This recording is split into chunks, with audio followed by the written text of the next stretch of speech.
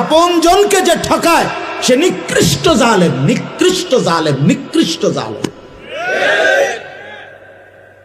আপন স্ত্রীর মোহর যে আদায় করে না সে একদম নিম্নমানের মানুষ, একেবারে অসভ্য, একেবারে অসভ্য, একদম অসভ্য। এটা আপন স্ত্রীর মোহর যে দেয় না, আপন বোনের সম্পদ যে দেয় না, আপন ফুপুর সম্পদ যে দেয় না, আপন জনকে যে বঞ্চিত করে, বিশ্বাস করেন একেবারে নিকৃষ্ট অসভ্য লোক ছাড়া আর কিচ্ছু নাই।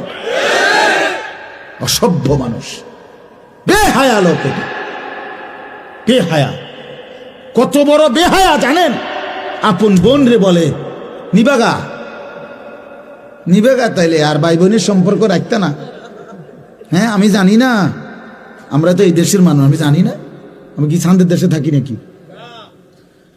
নিবেগা তাইলে একবারে মানে সুদবুদ করে নিগেবা, আর আইতা না, ভাই বোনের সম্পর্ক আর রাখতে না তাইলে।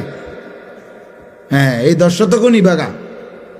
তার মানে কি বুঝাইতে চাইতেছে জালেমে? এই জালেম না, এই জালেম বুঝাইতে চাইতেছে বোন তুই আমার আপন বোন, আমার রক্তের বোন বাগিনা যদি আমার ঘরে খাইতে হয়, আমি ভাইয়ের ঘরে জমি দিয়ে খাইতে হবে। কি দিয়ে খাইতে হবে? জমি দিয়ে খাইতে হবে।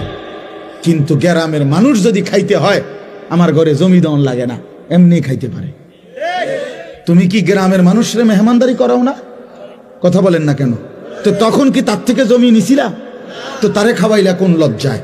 আর আপন বোনের বেলায় কও যে নিবাগা, আর আইতা না তাহলে আর নিতা না, একবারে নিবাগা সুদবোধ করিয়া।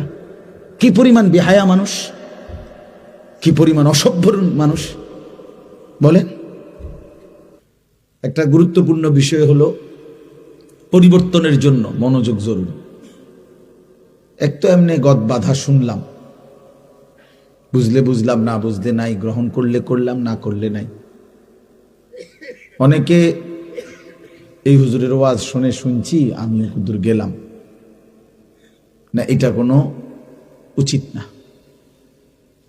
হাদিসের মধ্যে আছে রাসূলুল্লাহ সাল্লাল্লাহু আলাইহি ওয়াসাল্লামকে কবরের মধ্যে দেখিয়ে যে 3 নম্বর প্রশ্ন, যে নবীজি সাল্লাল্লাহু আলাইহি সাল্লামকে দেখিয়ে বলবেন এই যে ইনাকে তোমাদের নিকট পাঠানো হয়েছে,